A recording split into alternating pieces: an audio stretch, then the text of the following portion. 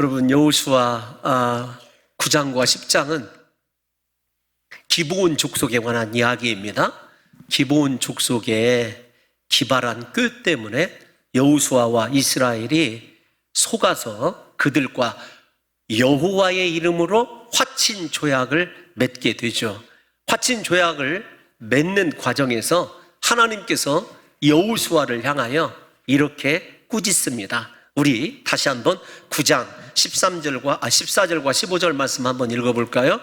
9장 14절 15절 시작. 무리가 그들의 양식을 취하고는 어떻게 할지를 여호와께 묻지 아니하고 여호수아가 곧 그들과 화친하여 그들을 살리리라는 조약을 맺고 회중 족장들이 그들에게 맹세하였더라. 아멘. 하나님께서 여호수아와 이스라엘의 죄를 지적할 때 첫 번째 죄가 하나님께 여호와께 묻지 아니하였다. 하나님께 기도하지 아니하였다라는 것입니다. 두 번째는 기도 없이 곧 행하였다는 것입니다. 눈에 보이는 대로 그들이 하나님 앞에서 하나님께서 원하시는 그들을 향한 뜻이 무엇인지를 묻지 않고 눈에 좋게 보이는 대로 판단하고 결정 내려버린 것을 하나님께서 크게 책망하시는 것을 보게 됩니다. 눈에 보이는 것에 의하여 왜 그들이 화친 조약을 맺었는가 하면 맨 처음에 이 기브온 족속들이 그럴싸한 하나님의 말씀 신명기 10장에 나오는 먼 곳 사람들과 화친을 취할 수 있는 그 조항을 그 말씀을 역이용합니다. 그런데 그 말씀이 앞뒤가 바뀌었다는 것을 우리가 생각해 봤어요. 화친을 청하자고 해야 되는 것은 여호수아와 이스라엘입니다. 여호수아와 이스라엘이 먼저 화친을 청하고 그들이 수락하면 하나님의 백성으로 삼을 수가 있었습니다. 그런데 이 조약의 주체가 이스라엘이 아니라 기브온이라는 데 있어요. 결과는 같지만 그 화친을 선언할 수 있는 사람의 주권이 이스라엘에게 있었습니다. 그 주권을 이스라엘이 왜 포기했는가? 말씀을 뒤집어졌어도 왜 포기했는가 하면 그들 안에 400년 만에 우리도 종들을 갖게 된다라고 하는 심령의 탐심이 자리 잡고 있었습니다. 야, 드디어 나도 종을 두고 살아가는 사람이야. 그것들 때문에 하나님께서 어쩌면 기브온 사람들이 이스라엘이 알고 있는 말씀도 그 다음에 이스라엘이 심리적으로 무엇을 원하는지도 잘 알고 있었던 것을 볼 수가 있습니다. 그러므로 사랑하는 성도 여러분들과 제가 무언가 결정을 해야 될 때 잊지 말아야 될 게 있어요. 어떤 것이냐면 이것이 하나님의 말씀에 부합한가, 두 번째로 이것이 내 탐심에 의한 것인가, 하나님의 강력한 부르심과 하나님의 감동에 의한 것인가를 판단해야 돼요. 이것을 무엇이라고 부르냐면 일반적으로 목회자들이 무언가를 결정해야 될 때 신앙적 판단이 있어야 된다 이렇게 이야기를 합니다. 신앙적 판단 이러니까 조금 막막하죠. 신앙적 판단이 무엇인지를 제가 주일 오후 때마다 강의하는 잠언에서 공부한 적이 있습니다. 우리 다 같이 잠언 3장 5절에서 6절을 봉독하도록 하겠습니다. 시작. 너는 마음을 다하여 여호와를 신뢰하고 내 명철을 의지하지 말라. 너는 범사의 그를 인정하라. 그리하면 내 길을 지도하시리라. 아멘. 신앙적 판단의 첫 번째 반드시 있어야 될 것 무엇이냐면 내 명철을 의지하지 않는 것입니다. 내 지식, 내가 알고 있는 경험, 내가 생각하고 있는 멋진 비전, 그거 모두 다 내려놓아야 돼요. 그것 의지하지 말고 오직 여호와를 의뢰하고 신뢰하는 믿음의 판단을 해야 되는 거예요. 그 믿음의 판단에서 여호와를 범사에 인정한다라는 말은 어떤 것이냐면 우리 인생에서 하나님이 내 삶에 모르시는 것이 없고 간섭하지 않는 것이 없다라고 하는 것을 인정하는 것입니다. 그러면 자연스럽게 내 인생의 주권이 내가 아니라 하나님에게로 넘어가고 하나님께서 그리하면 우리 갈 길을 보여주시고 지도해 주신다는 거예요. 이것이 그냥 우리에게 단순히 신앙적 판단이 아니라 우리를 부인하고 하나님을 기다리는 진정한 믿음의 사람들의 하나님 앞에서의 온전한 태도를 의미하는 것이거든요.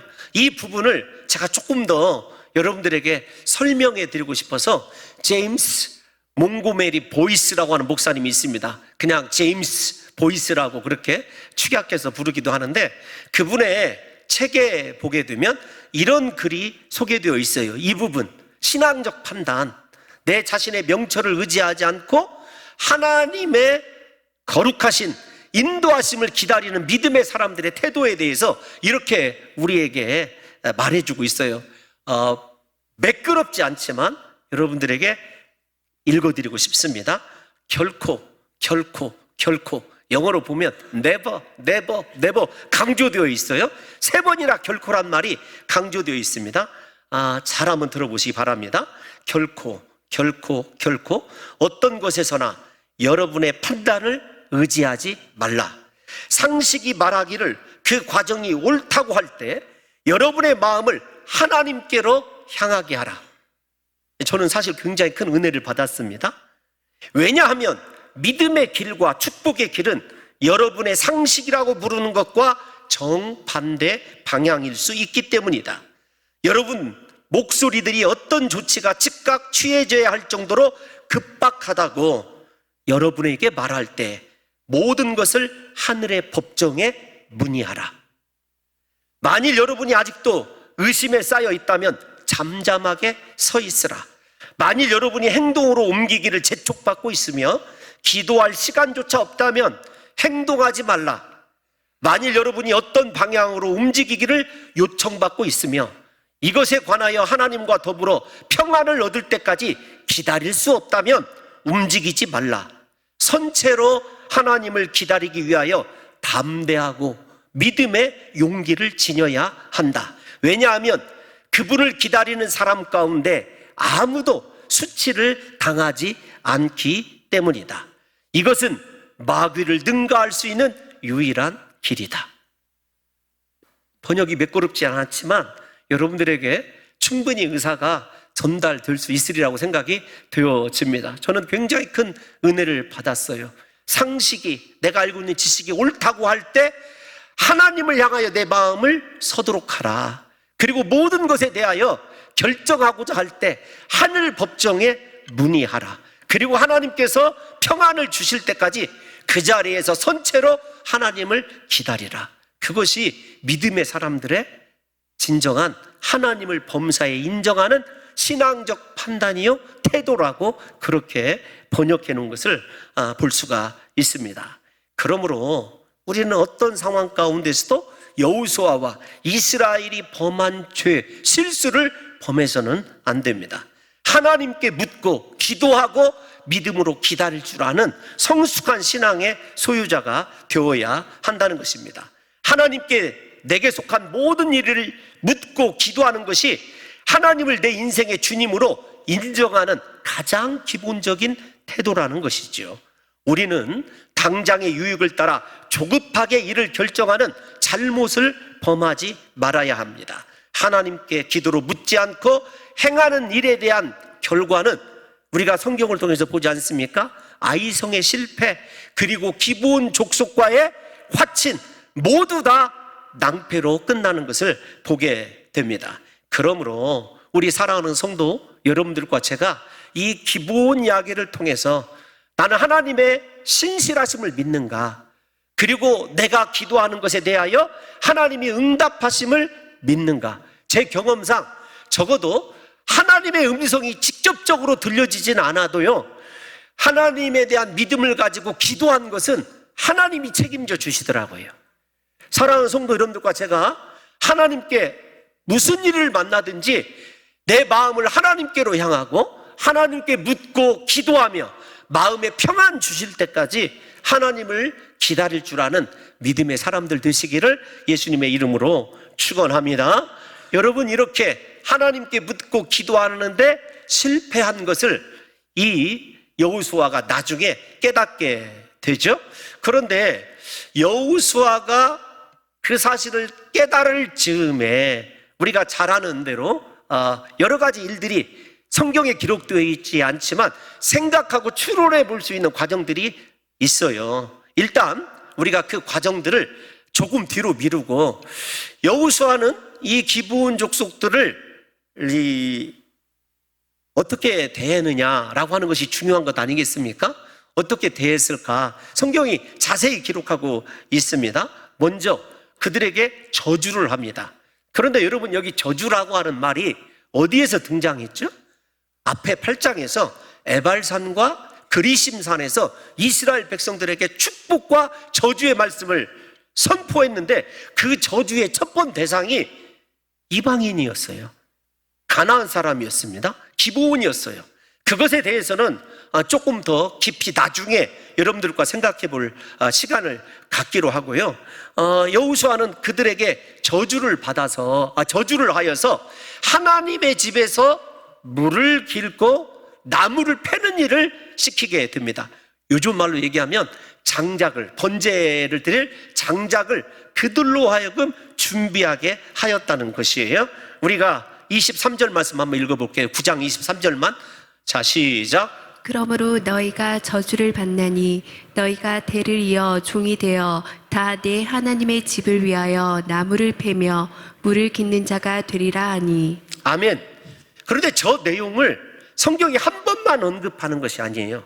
9장을 마무리하면서 10장 오늘 본문 이르기 전에 또 한 번 성경이 저 사실을 짚어주는데, 여호수아의 의도가 정확하게 드러납니다. 저주의 의도가. 우리 9장 27절을 한번 띄워놔 주시면 제가 읽어드릴게요. 그날에 여호수아가 그들을 여호와께서 택하신 곳에서, 첫 번째 여호와께서 택하신 곳에서, 두 번째 회중을 위하여, 여기 회중은 예배하는 회중을 이야기합니다. 예배자들을 위하여 회중이라고 얘기해요. 그 다음에 여호와의 제단을 위하여 나무를 패며 물을 깃는 자들로 삼았더니 오늘까지 이르니라. 그 오늘이라고 하는 시점은 사실 불명확하지만 현재까지 이어졌어요. 근데 저 말씀이 굉장히 오늘까지 이르니라 라고 하는 말씀이 중요합니다. 근데 여러분, 먼저 한번 생각을 해볼게요. 하나님의 집에서 물을 길고 나무를 패는 것이 저주일까? 예, 여러분, 사실은 저주예요. 왜 그러냐면 기브온 족속들에게 여호수아가 땅을 한 평도 주지 않아요. 그 대신에 잘 들으셔야 됩니다. 기브온 땅을 누구에게 주냐면 아론의 후손들, 제사장들에게 주어요. 그리고 자기 땅임에도 불구하고 기브온 사람들이 그곳에서, 옛날에 자기 땅이었던 곳에서 아직도 땅 뭉서가 있는 상황에서 자기들은 하나님의 집에서 먹고 자며 물을 길고 나무를 팹니다. 그런데 여러분, 여기에서 우리가 깊이 생각해야 될 것이 있어요. 어떤 것이냐면, 그것이 과연 저주일까? 예, 저주인 것은 분명히 맞아요. 그런데 그 저주가 어떻게 하나님께서 합력하여 선을 이루시는 은혜로 바꾸셨는지를 사랑하는 성도 여러분들과 제가 깊이 생각해야 돼요. 첫 번째, 이렇게 정리할 수가 있어요. 비록 하나님께 묻지 않고 기도하지 않은 것이지만 여호수아의 기브온과 화친의 이유, 그들을 종들로 받아준 목적이 아주 뚜렷하기 때문에 그래요. 저 말씀을 통해서 그것을 우리가 발견해내야 됩니다. 그래서 하나님께서 저 마음은, 여호수아의 저 마음은 받으셨겠구나라고 하는 것이 이해가 되져야 돼요. 왜 그런가 하면은, 여러분, 일단 여호수아와 이 이스라엘 백성들이 지금 무엇하고 있죠? 가나안 정복 전쟁구에 있어요. 가나안 전투 중에 있습니다. 어린 아이에서부터 제사장까지 다 전투 중에 있어요. 잘 생각해 보세요. 여호수아를 여리고성 전투 때, 요단강을 건널 때 모두 다 핵심 하나님의 병법은 법궤를 맨 제사장을 염두에 둔 것이었어요. 그러니까 제사장들이 전투에 참여를 합니다. 근데 여호수아가 그 와중에서 마음속에 생각하는 것이 한 가지 중요한 것을 잃고 싶지 않아요. 그것이 어떤 것이냐면, 아무리 우리가 전쟁 중에 있고 모든 수고와 내 생각을 다 전쟁에 집중해도 하나님의 일과 하나님께 예배하는 그 일을 소홀히 하고 싶지 않았어요.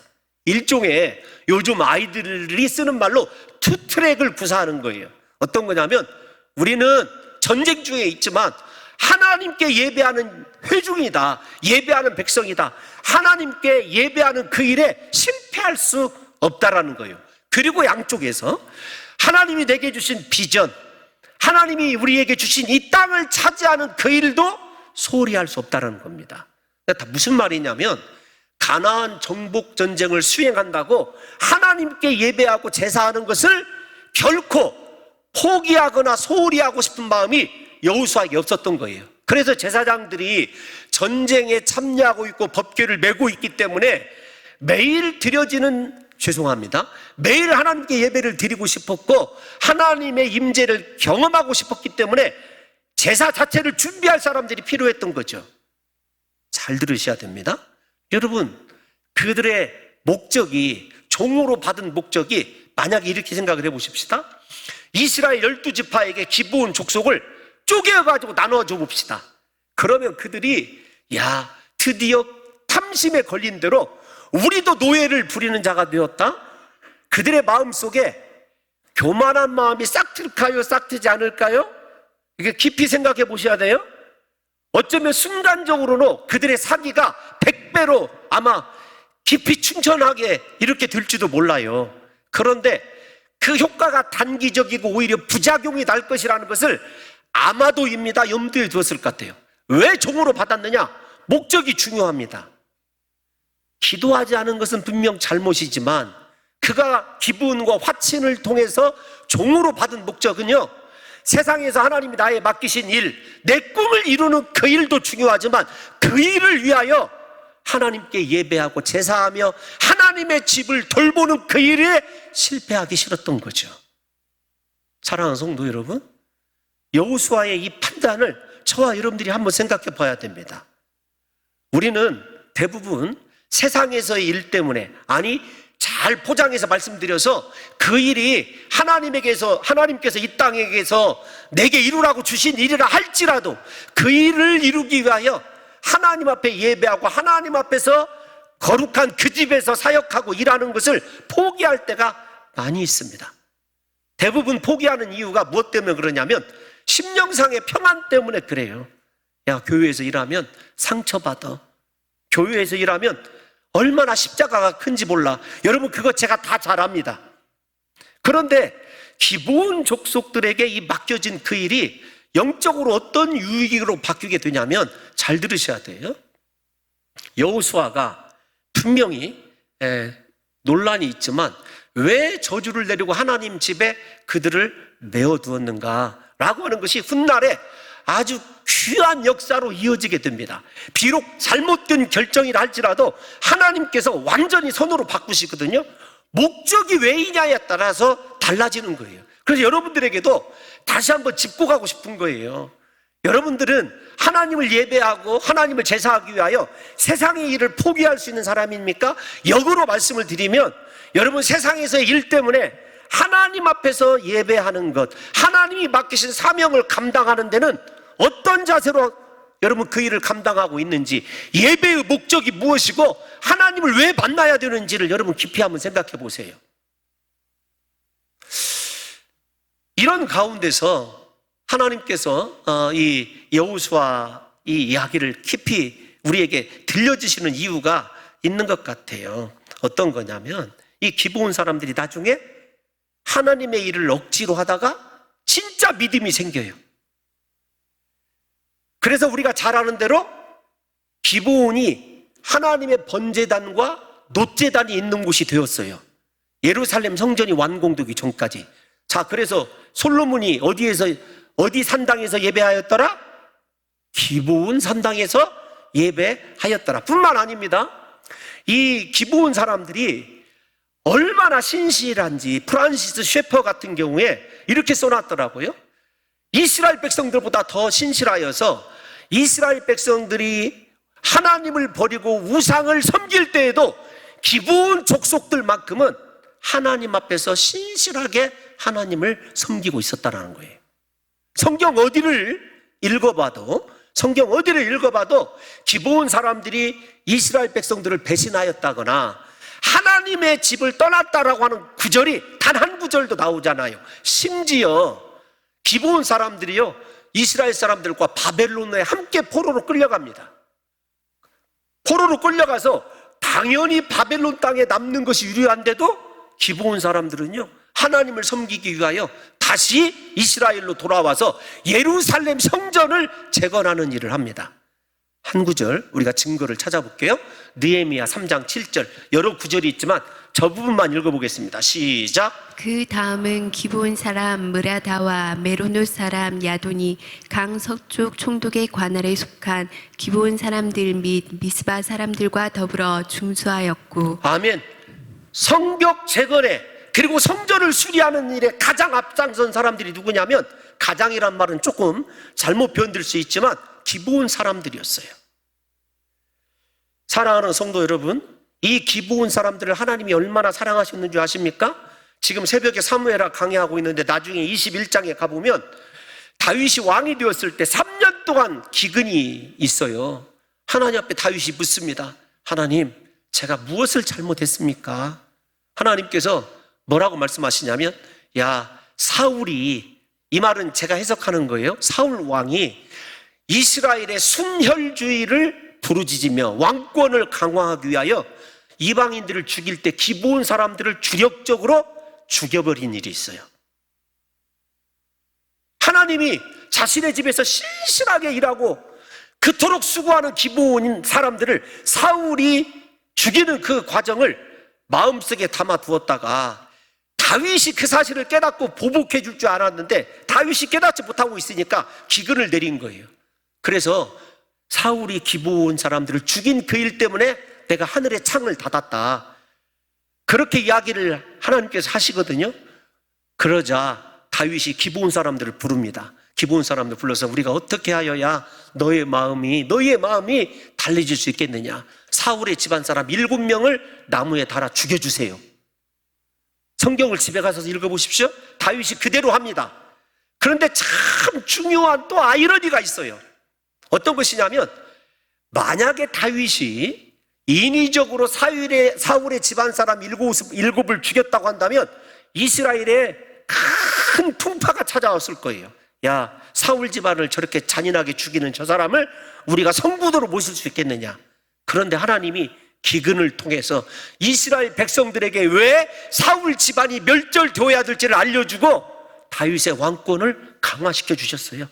고난을 통해서 하나님께서 하시고자 하시는 일이 분명하게 뚜렷하게 보여지는데, 그 일들이 기브온 족속을 보게 되면 성경 여러 곳에서 잘 나타나고 있습니다. 그래서 여러분들에게 말씀드리고 싶은 것이 있어요. 여러분, 지금 눈앞에 우리가 고난이라고 생각하는 것들, 회피하고 싶은 것들, 우리의 삶이 분명히 삶의 목적이 하나님께 예배하는 것이고 하나님의 집을 위한 것이고 하나님의 택하신 곳을 위한 것이라고 한다면요, 하나님께서 기억하시고 하나님이 지키시고 하나님이 원수 갚아주실 뿐만 아니라 하나님이 합력하여 선을 이루시는 은혜를 베풀어 주시더라는 거예요. 여러분, 다시 묻습니다. 여러분들의 삶의 목적이 무엇입니까? 여러분들에게 가장 중요한 것이 하나님을 위한 예배이고 삶의 목적이 균형을 이루면서 달려가고 있느냐고요. 하나님 집에서 억지로 충성하는 이 기브온 사람들이 누린 복이 신약 성경에도 나타나요. 기브온 사람은 아니지만 우리가 잘 아는 대로 예수님의 십자가를 진 구레네 사람 시몬을 생각해 보십시오. 마태복음과 마가복음은 억지로란 말을 2번이나 강조하고 있어요. 써서. 그런데 그가 십자가를 지고 가면서 예수님의 말씀을 듣습니다. 십자가 아래서 마지막 7마디의 말씀을 듣고 믿음이 생겼어요. 억지로 십자가 지고 충성했는데 믿음이 생겼습니다. 그가 유명한, 여러분 마가복음 15장에 나오는 알렉산더 루포의 아버지가 돼요. 그리고 그 구레네 사람 시몬의 아내는, 그러니까 루포의 어머니는 나중에 로마서 16장에 가보면 우리가 잘 아는 대로 사도 바울이 나의 어머니라고 불러요. 나의 어머니. 억지로 하나님의 집에서 충성하고 헌신하고 돌봤던 기브온 사람들이나 구레네 사람 시몬의 경우나 하나님께 우리가 행하고 드린 것 하나님이 절대로 무시하지 않으셔요. 간과하지 않으십니다. 우리의 죄와 실수는 간과하실지 모르겠지만 내 삶의 중심이 하나님 집이고 하나님 택하신 곳이고 하나님 앞에 헌신하는 삶의 자세, 왜 내가 이 일을 하느냐, 하나님의 영광을 위하여, 예배를 위하여라고 하는 것이 분명하면 그 사람의 인생 하나님이 책임져 주시더라고요. 사랑하는 성도 여러분, 여호수아가 잘못된 결정을 한 것 같지만 나중에 다윗에까지, 그리고 다윗의 왕권이 강화가 되고 하나님 나라가 완성되는데 이보다 귀하게 쓰임받은 사람이 어디에 있느냐고요. 우리가 억지로라도 하나님과 교회를 위하여 충성해야 될 이유가 여기에 있는 것입니다. 하나님의 집에 거하며 말씀을 듣다 보면 하나님을 향한 진실한 믿음이 생기게 되고 인생의 목적이 하나님 집이라는 거죠. 여러분, 어제 미얀마 현지 목사님 6분이 우리 교회를 찾아오셨어요. 선교사님 3분하고 찾아오셨는데 그 선교사님 가운데 제가 참 존경하는 분이 한 분, 다 존경하고 사랑합니다. 미얀마. 제가 미얀마를 위해서 헌신하기로 결단한 이유도 그분들 때문에 그런데 그 가운데 심우, 조남이 의자예요. 심자 우자라고 하는 선교사님이 계십니다. 목사님이 아니세요. 그분은 고 삼성물산 회장이었던 이병철 그 회장님의 비서 출신입니다. 연세는 좀 있으시지만 모든 것을 하나님을 만나고 포기하고 선교에 올인하신 분이에요. 여러분들이 이 이병철 회장의 비서 생각하니까 무슨 이렇게 그냥 생각하는데 그 비서진은 우리나라로 말하면 대통령을 보좌하는 장관들이나 똑같아요. 아주 탁월하신 분입니다. 근데 그분이 우리 교회를 이렇게 돌아보시면서 우리 장로님들에게도 덕담을 해주시고 저에게도 귀한 이야기를 해주신 게 있어요. 물어보시는 것이, 아니 왜 이 교회에 죄송합니다, 이런 표현이 제가 익숙하지 않아서 실수할 수도 있는데 관리 집사가 없느냐, 이런 이야기를 하시는 거예요. 우리 성도들이 선교를 위해서 자발적으로 토요일이면 청소하고 주일도 깨끗이 정리하고 모든 시스템이 다 자원한다. 특별히 우리 장로님들이 화장실 청소를 하신다. 함께 제자훈련 하신 분들이다. 그분이 오셔서 이렇게 요즘에 자기 마음의 감동과 은혜를 이렇게 누리게 해준 교회가 없다라는 거예요. 그래서 저에게 아주 참 귓속에 대고 귀한 말씀을 들려주셨는데 그 이야기는 여러분들에게 따로 전해드릴 수는 없지만 하나님이 우리에게 부탁하시는 것, 우리의 교회의 모습이 하나님이 기뻐하시는구나 라고 하는 것을 그분의 입을 통해서 제가 확인하게 된 거예요. 사랑하는 성도 여러분들이요, 우리 인생이 목적이 무엇이냐라고 하는 것, 왜 우리가 하나님의 집에서 억지로라도 회종을 위하여 하나님의 택하신 곳과 하나님께 드리는 예배를 위하여 수고하고 헌신해야 되는지를 분명하게 이 사실을 통해서 확인할 수 있는 것 아니겠습니까? 또 하나 우리가 생각해야 될 것이 있어요. 어떤 것이냐면 기브온과 화친을 맺었다라고 하는 이 한마디 때문에 오늘 본문에 가나안의 5 왕들이 발끈하게 되죠. 그런데 주도한 왕이 여러분 예루살렘 왕 아도니세덱이에요. 근데 이 예루살렘 왕이 헤브론 왕에게, 그리고 다른 이 세 더 국가들과 함께 연합해서 기브온이 이스라엘과 화친하였단다. 그런데 기브온에 대하여 2절을 띄워놔 주세요. 본문 2절을 보면 기브온이 크고 여러분 우리가 잘 아는 대로 강한 사람들이에요. 그 사람들이 화친했다는 것이 충격이었어요. 그래서 일어난 결과가 무엇이냐면 전쟁이었어요. 가나안 연합군들이 일시에 이스라엘을 치게 된 거예요. 이스라엘 입장에서 봐라, 너 이렇게 기도 않고 결정하더니 우리가 화를 입게 당했다, 이런 표현이 하나도 나오지 않아요. 원망과 불평이 나오지 않습니다. 오히려 기브온 때문에 한 가지 더 주어진 유익이 무엇이냐면 가나안 정복 전쟁이 앞당겨져요. 그리고 저 말씀 속에서 우리가 생각해야 될 것이 어떤 것이냐면 1절을 띄워놔 주시면 예루살렘 왕이 모든 것을 우리가 잘 아는 대로 주도하고 있는데 예루살렘이 나중에 이스라엘의 수도가 되지 않습니까? 헤브론이 다윗이 처음으로 세운 수도라는 것 저와 여러분들이 잘 알고 있어요.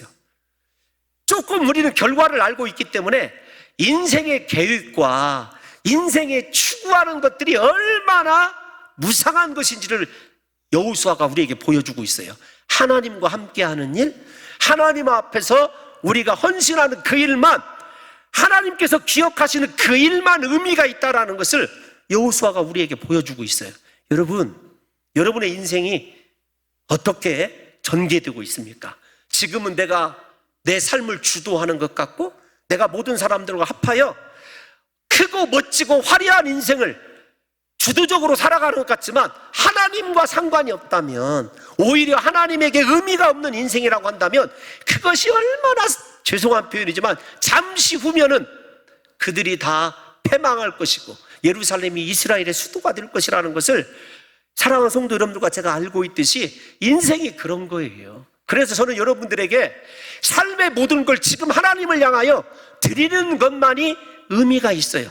혹 하나님과 상관없는 인생을 살아서 성공한다 할지라도요, 그거 순식간에 무너지게 된다는 것이 여호수아가 우리에게 보여주고 있는 커다란 교훈입니다. 그런데 여러분, 이 과정에서 여호수아에게 달라진 점이 하나 있어요. 어떤 것이냐면, 먼저 10장 8절을 한번 읽어보고 진행할게요. 시작. 그때 여호와께서 여호수아에게 이르시되 그들을 두려워하지 말라. 내가 그들을 내 손에 넘겨주었으니 그들 중에서 한 사람도 너를 당할 자가 없으리라 하신지라. 아멘. 중요한 건 무엇이냐면 두려워하지 말라는 거예요. 왜냐하면 저 내면에는, 저 말씀의 이면에는 무엇이 숨겨져 있냐면 여호수아가 기도했기 때문에 하나님이 응답하신 것 아니겠습니까?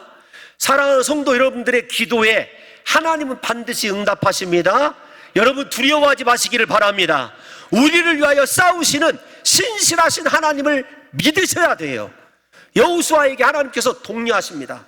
야, 너 내가 1장에서 말했지? 너 놀라지 마라, 두려워하지 마라. 내가 너와 모세와 함께한 것 같이 함께할 거야. 내가 너를 버리지 않을 거야. 내가 너를 떠나지 않을 거야. 너 두려워하지 말라. 사랑하는 성도 여러분들이요, 하나님의 일을 선택을 하다가 갑작스럽게 고난이 다가오고 인생에 두려움이 닥친다 할지라도, 여러분, 우리를 향한 하나님의 사랑은 변함이 없고 우리를 붙들고 계신 하나님의 신실하심은 변함이 없는 줄로 믿습니다. 여러분, 그 사실을 믿으셔야 돼요. 그래서 10장 10절을 읽어보면 이렇게 되어 있어요. 시작. 여호와께서 그들을 이스라엘 앞에서 패하게 하심으로. 아멘. 누가 패하게 하셨다고요? 여호와께서 패하게 하시는 거예요. 전쟁의 성패가 여호수아에게 달려있는 것 아닙니다. 여호와 하나님께 달려있어요. 중요한 것, 성패에 영향을 미친다고 한다면 내 삶의 방향과 삶의 이유와 목적이 하나님이어야 돼요. 하나님이어야 되는 그 사람들을 위하여 하나님이 앞서서 싸우시고 하나님께서 살아계신 능력으로 우리의 삶을 축복해 주신다는 거죠. 여러분, 해결해야 될 문제들 앞에서, 처음 해보는 일들 앞에서, 지금 중요하게 결정해야 될 문제 앞에서 염려하거나 두려워하지 마십시오. 앞에서 말씀드린 대로 저의 작은 경험상 하나님께 기도한 것은요, 하나님이 책임져 주시더라고요. 그 하나님이 신실하신 하나님이기 때문에 그런 거예요. 그런데 여러분, 10장을 다음 주에 더 한 번 하겠지만 참 은혜스러운 것이 어떤 것이냐면 10장 42절에요. 또 한 번 이렇게 기록하고 있거든요. 시작. 이스라엘의 하나님 여호와께서 이스라엘을 위하여 싸우셨으므로 여호수아가 이 모든 왕들과 그들의 땅을 한 번에 빼앗으니라. 아멘. 단번에 빼앗으니라. 여러분, 생각해 보십시오. 하나님의 역사가 아니었다고 한다면 어떻게 5 왕들과 그 가나안 땅 전부를, 여러분, 죄송합니다, 남쪽의 전부를 차지할 수 있겠느냐고요. 하나님의 역사가 이렇게 위대한 것입니다. 하나님이 지금도 살아서 역사하기 때문에 우리가 하나님 앞에 엎드려야 될 이유, 내 삶의 목적이 아무리 내 인생이 바쁘고 힘들어도 하나님을 위한, 하나님에 대한 거룩한 예배자의 삶을 추구해야 되고 그 앞에 기도해야 될 이유가 여기에 있는 것 아니겠습니까? 내 스스로 인생을 개척하시겠습니까? 나를 위하여 싸우시고 나를 승리케 하시고 나를 높이시는 하나님의 은혜로 인생을 살아가시겠습니까? 여러분, 우리 사랑하는 성도 여러분들에게 나는 부족합니다, 나는 연약합니다. 예, 우리는 부족하고 연약해서 넘어지고 쓰러집니다. 그런데 하나님은 크고 강하시고 위대하신 분이신데, 우리를 사랑하시는 그 사랑, 여호수아가 2번씩이나 연거푸 실패하여도, 실수하여도 그를 버리지 않는 하나님의 신실하신 그 사랑을 우리 사랑하는 성도 여러분들과 제가 분명하게 믿으셔야 돼요. 중요한 것이 있습니다. 어떤 거냐면, 기브온은 앞에서 설명을 드렸다면 이해해 주시기 바랍니다. 팔레스타인의 남쪽과 북쪽을 잇는 중부지방이에요. 중원지대입니다. 그 중원지대를 손안대고 하나님께서 이스라엘 백성들에게 주신 거죠. 그토록 갖고 싶어왔던, 그토록 원했던 곳, 이곳이면 인생 성공할 것 같고 이곳이면 내 꿈을 이룰 수 있던 것 같은 것을 누가 주셨냐면 하나님이 주셨어요.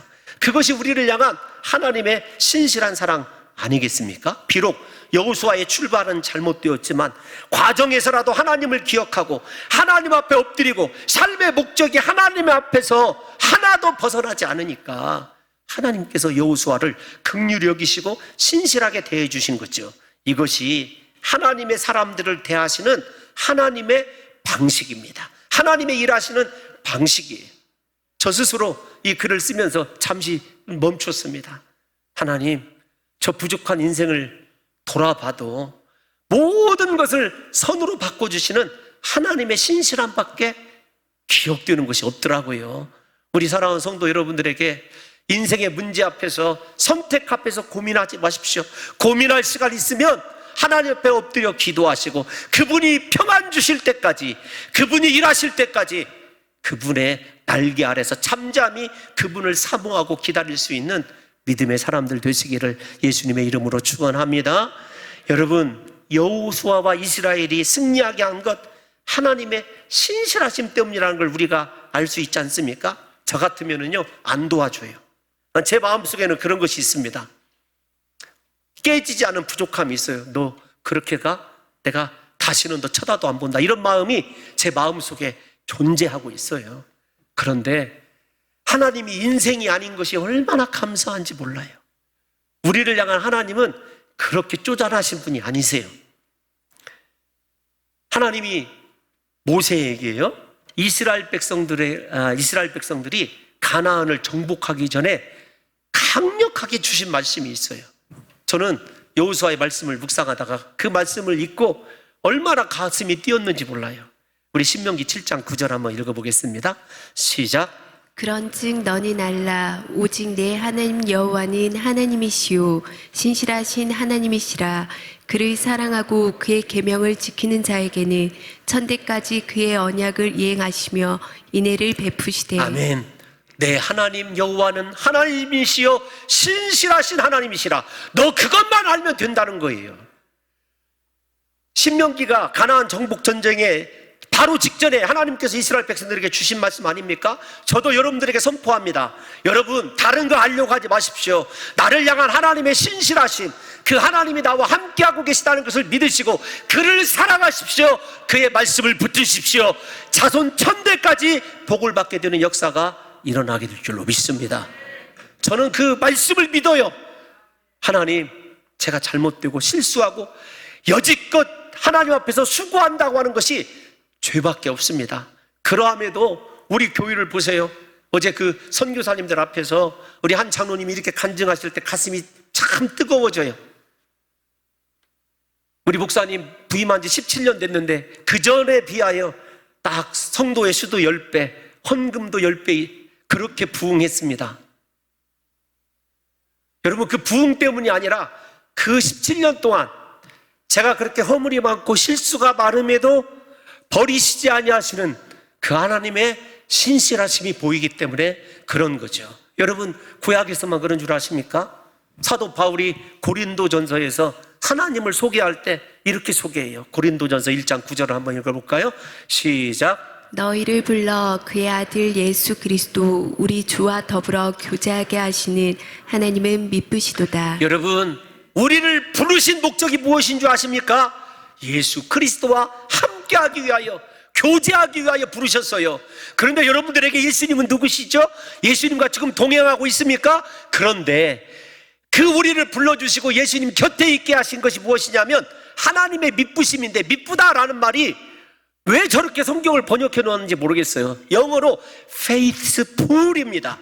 신실하신, 믿을 만한 분이라는 거지요. 사랑하는 성도 여러분, 하나님은 변함이 없으십니다. 여러분 생각해 보세요. 아브라함 2번씩이나 아내를 누이라고 속였습니다. 이삭을 보십시오. 자기 아버지 닮아서 그렇게 자신도 아내를 누이라고 속였습니다. 아브라함 인간적인 방법으로 하갈을 얻었습니다. 즉시 하갈을 얻어서 얻은 것이 여러분 이스라엘의 고통 아닙니까? 이삭 눈이 어두워서 야곱과 에서를 구별하지 못하고 중요한 축복권을 잘못 사용하였습니다. 그런데 하나님이 선으로 바꿔주셨죠. 야곱은 거짓말장기의 명수 아닙니까? 하나님이 그런데 선으로 바꿔주셨어요. 여호수아를 보십시오. 2번씩이나 연거푸 실수하고 넘어졌음에도 불구하고 하나님이 그를 안으시고 사랑해 주시며, 얘야 염려하지 말아라, 두려워하지 말아라, 내가 너보다 앞서가서 싸울 거야, 너를 승리케 할 거야, 너를 존귀하게 할 거야. 여러분, 이것을 무엇으로 설명해야 될까요? 여호수아의 탁월함일까요? 아브라함과 이삭과 야곱의 특별함 때문일까요? 아닙니다. 우리를 향하신 하나님의 신실하심 때문입니다. 그 신실하신 하나님이 이 한 주간 저와 여러분들을 지키시고 그분의 뜻을 이루시는 거룩한 날로 사용해 주실 줄로 믿습니다.